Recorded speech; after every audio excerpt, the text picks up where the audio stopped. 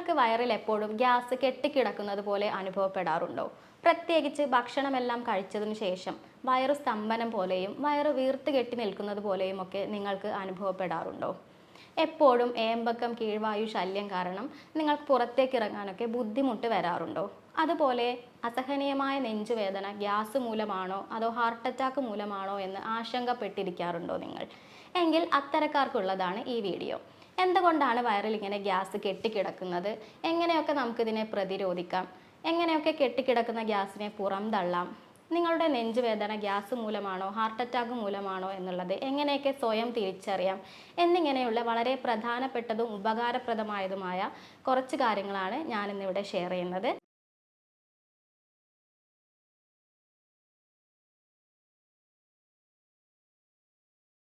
ഞാൻ doctor Sreekala, senior consultant, doctor Basil homeo hospital, Pandikkad, Malappuram ജില്ല. ആദ്യമായിട്ട് നമുക്കിതിൻ്റെ കാരണങ്ങൾ എന്തൊക്കെയാണ്, അതിൻ്റെ പരിഹാര മാർഗങ്ങൾ എന്തൊക്കെയാണ് എന്ന് നോക്കാം.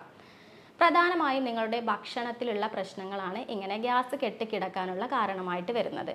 പ്രത്യേകിച്ച് നിങ്ങൾ ഹോട്ടലിൽ നിന്ന് ഫാസ്റ്റ് ഫുഡുകൾ അമിതമായിട്ട് കഴിക്കുന്ന ആളുകളാണെങ്കിലോ, ഹൈ ഫാറ്റ് കണ്ടൻറ്റ് കൂടുതലായിട്ട് കഴിക്കുന്ന ആളുകളാണെങ്കിലോ ഇങ്ങനെ ദഹനം ശരിയാകാതെ നിങ്ങൾക്ക് ഗ്യാസ് കെട്ടിക്കിടക്കാനുള്ള സാധ്യതകൾ കൂടുതലാണ്.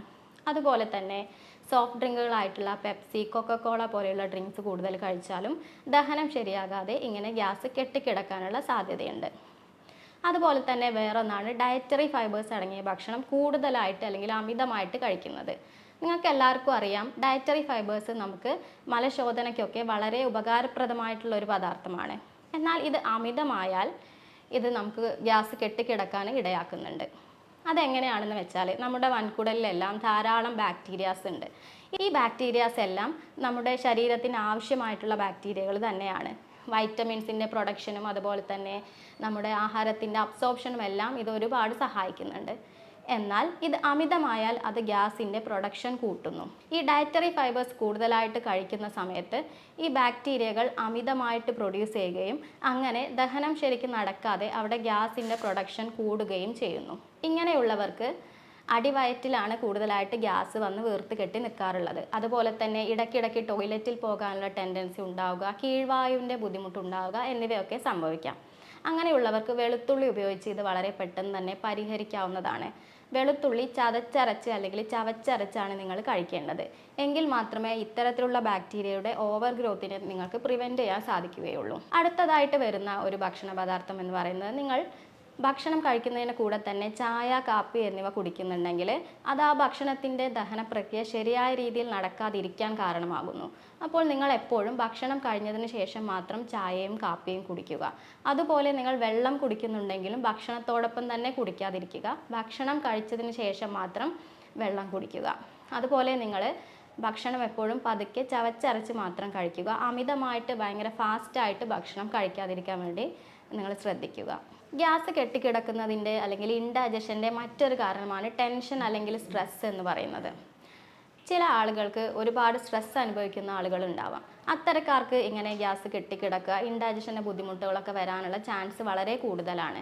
അത്തരക്കാർ ചെയ്യേണ്ടത് ബ്രീത്തിങ് എക്സസൈസുകൾ ചെയ്യാം, യോഗ, മെഡിറ്റേഷൻ ഒക്കെ ചെയ്തിട്ട് അവരുടെ സ്ട്രെസ് ഒന്ന് കൺട്രോൾ ചെയ്താൽ തന്നെ ഇത്തരത്തിലുള്ള ബുദ്ധിമുട്ടുകൾ അവർക്ക് മാറിക്കിട്ടുന്നതാണ്.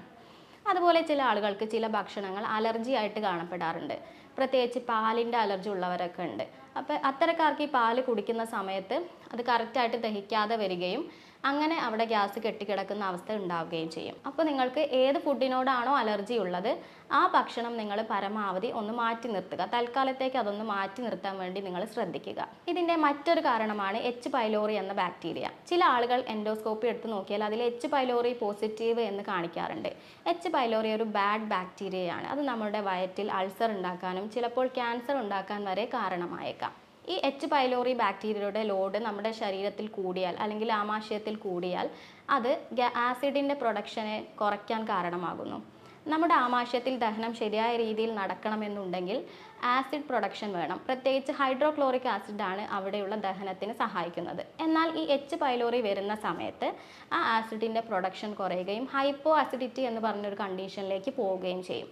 ഇങ്ങനെ ഹൈപ്പോ അസിഡിറ്റി വരുന്ന സമയത്ത് എന്താണ് ഉണ്ടാകുന്നത് വെച്ചാൽ ബ്ലോട്ടിംഗ് ഉണ്ടായിരിക്കും, ഗ്യാസിൻ്റെ ഏമ്പക്കം പോലുള്ള ബുദ്ധിമുട്ടുകൾ, വയറ് സ്തംഭനം പോലുള്ള ബുദ്ധിമുട്ടുകളൊക്കെ വരാനുള്ള സാധ്യത കൂടുതലാണ്. അത്തരക്കാർക്ക് ആപ്പിൾ സിഡർ വിനേഗർ ഉപയോഗിച്ചിട്ട് ഇത് വളരെ ഫലപ്രദമായിട്ട് തന്നെ കൺട്രോൾ ചെയ്യാൻ പറ്റും. എല്ലാവർക്കും ഒരുപക്ഷെ അറിയാമായിരിക്കാം, ആപ്പിൾ സിഡർ വിനേഗർ ഇൻഡൈജഷന്, ഗ്യാസിൻ്റെ ബുദ്ധിമുട്ടിനൊക്കെ ഒരുപാട് പേര് ഉപയോഗിക്കുന്നുണ്ടാവും. എന്നാൽ ഇതെങ്ങനെയാണ് കറക്റ്റായിട്ടുള്ള രീതിയിൽ ഉപയോഗിക്കേണ്ടതെന്നോ എപ്പോഴാണ് കഴിക്കേണ്ടതെന്നോ പലർക്കും അറിയുമായിരിക്കില്ല. ആപ്പിൾ സിഡർ വിനേഗർ നിങ്ങൾ 1 ടീസ്പൂൺ 1 ഗ്ലാസ് വെള്ളത്തിൽ മിക്സ് ചെയ്തിട്ട് ഭക്ഷണത്തിന് 30 മിനിറ്റ് മുന്നെയാണ് ഇത് കുടിക്കേണ്ടത്.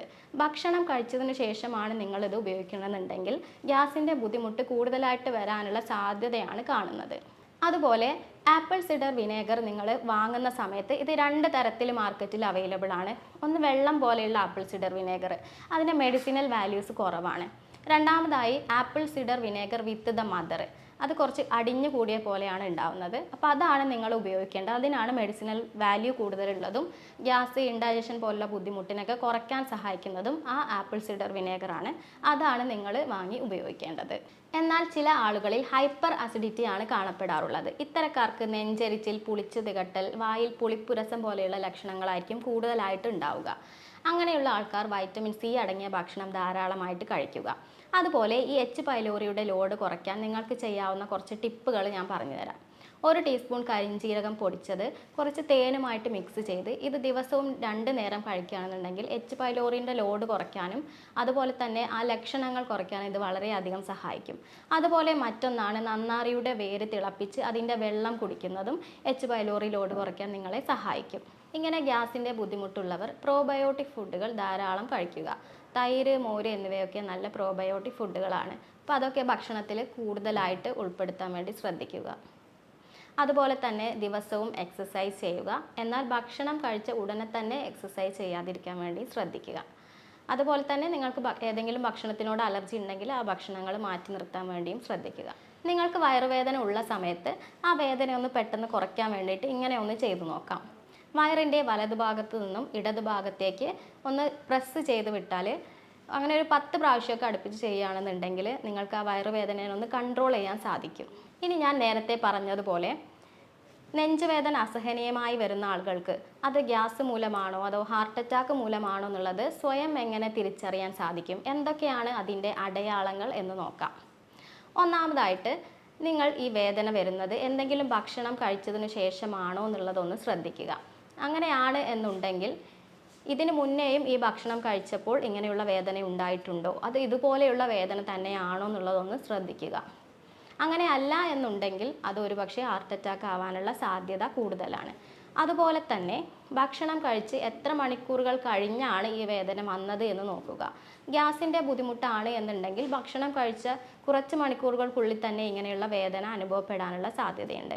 എന്നാൽ ഹാർട്ട് അറ്റാക്ക് ആണ് എന്നുണ്ടെങ്കിൽ കുറച്ച് സമയം കഴിഞ്ഞതിന് ശേഷമോ അല്ലെങ്കിൽ ഒരു ദിവസത്തിനൊക്കെ ശേഷമോ ഒക്കെ ആയിരിക്കാം ഇങ്ങനെയുള്ള നെഞ്ചുവേദനയൊക്കെ അനുഭവപ്പെടുന്നത്. അപ്പോൾ ആ ഭക്ഷണവും വേദനയും തമ്മിൽ ബന്ധം ഉണ്ടാവില്ല. അപ്പോൾ അത് ഹാർട്ട് അറ്റാക്ക് ആവാനുള്ള സാധ്യത കൂടുതലാണ്. അതുപോലെ തന്നെ നിങ്ങൾക്ക് ഈ വേദന നടക്കുന്ന സമയത്ത് കൂടുന്നുണ്ടോ എന്നൊന്ന് ശ്രദ്ധിക്കുക. നടക്കുമ്പോൾ കൂടുന്നുണ്ടെങ്കിൽ അത് ഹാർട്ട് അറ്റാക്ക് ആവാനുള്ള സാധ്യതയാണ് കൂടുതലായിട്ട് കണ്ടുവരുന്നത്. കൂടാതെ ഇതിനോടൊപ്പം വിയർപ്പ്, തലചുറ്റൽ, കണ്ണിൽ ഇരുട്ട് വരിക, ശ്വാസം തിങ്ങൽ അങ്ങനെയുള്ള ബുദ്ധിമുട്ടുകളൊക്കെ ഉണ്ടെങ്കിലും മനസ്സിൽ വല്ലാത്തൊരു ഉൾഭയം തോന്നുന്നുണ്ടെങ്കിലും അത് ഹാർട്ട് അറ്റാക്ക് ആവാനുള്ള സാധ്യതയാണ് കൂടുതലായിട്ട് കാണുന്നത്. അതുപോലെ ഈ വേദന നിങ്ങൾക്ക് കൈകളിലേക്കോ പുറകിലേക്കോ റേഡിയേറ്റ് ചെയ്യുന്നുണ്ടെങ്കിലും അത് ഹാർട്ട് അറ്റാക്ക് ആവാനുള്ള സാധ്യതയാണ് കൂടുതലുള്ളത്.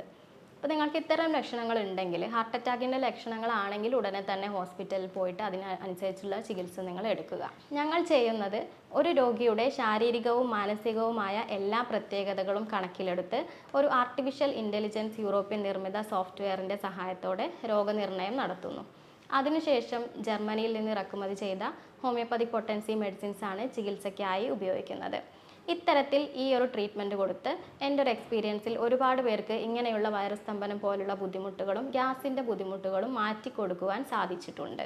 ഹോസ്പിറ്റലിൽ നേരിട്ട് വരാൻ ബുദ്ധിമുട്ടുള്ളവരാണ് എന്നുണ്ടെങ്കിൽ ഓൺലൈനായിട്ടുള്ള കൺസൾട്ടേഷൻ എടുത്താൽ മരുന്നുകൾ വീട്ടിൽ എത്തിക്കുന്നതായിരിക്കും.